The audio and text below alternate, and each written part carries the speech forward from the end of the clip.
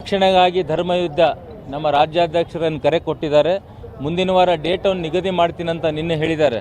ಆ ನಿಗದಿ ಮಾಡಿದ ಡೇಟಿಗೆ ಇಡೀ ಪ್ರತಿಯೊಂದು ವಿಧಾನಸಭಾ ಕ್ಷೇತ್ರದಲ್ಲಿ 500 ಕಾರ್ಯಕರ್ತರು, ಸಮಾಜ ಮುಖಿಗಳು ಮತ್ತು ಶ್ರದ್ಧೆಯ ತಾಯಂದಿರು ಮತ್ತು ಅಭಿಮಾನಿಗಳು, ಧರ್ಮ ಮಂಜುನಾಥನ ಭಕ್ತಾದಿಗಳು ಆ ಒಂದು ಧರ್ಮ ರಕ್ಷಣೆಗಾಗಿ ನಾವೆಲ್ಲರೂ ಹೋಗೋರಿದ್ದೀವಿ.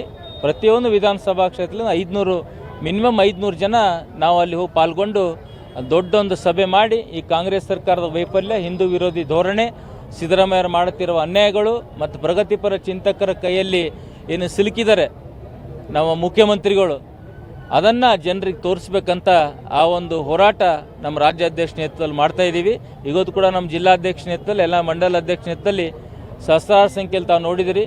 ಎಲ್ಲ ನಮ್ಮ ಕಾರ್ಯಕರ್ತರು, ಅಭಿಮಾನಿಗಳು ಹಾಗೂ ಧರ್ಮವಂತರು ಈ ಒಂದು ಪಾದಯಾತ್ರೆ ಪಾಲ್ಗೊಂಡರು. ಇದ್ರ ಬಗ್ಗೆ ಮುಖ್ಯಮಂತ್ರಿಗಳು ತಮ್ಮದೇ ಆದ ಒಂದು ಬಂಡತನ ತೋರಿಸ್ತಾ ಇದ್ದಾರೆ. ಒಟ್ಟಲ್ಲಿ ಹಿಂದೂ ಧಾರ್ಮಿಕ ಶ್ರದ್ಧಾ ಕೇಂದ್ರಗಳಿಗೆ ಧಕ್ಕೆ ಉಂಟು ಮಾಡಬೇಕು. ಅವ್ರು ಎತ್ತಾದರೂ ಮಾಡಿ ಇನ್ನೊಂದು 2.5 ವರ್ಷ ಮುಖ್ಯಮಂತ್ರಿ ಆಗಬೇಕಾದ್ರೆ ಇಂಥವೆಲ್ಲ ಮಾಡಿ ರಾಹುಲ್ ಗಾಂಧಿ, ಸೋನಿಯಾ ಗಾಂಧಿನ ಇಟ್ಲಿನೇನು ಕಂಟ್ರೋಲ್ ಆಗ್ತಾ ಇದೆ ನಮ್ಮ ರಾಜ್ಯ ಸರ್ಕಾರ.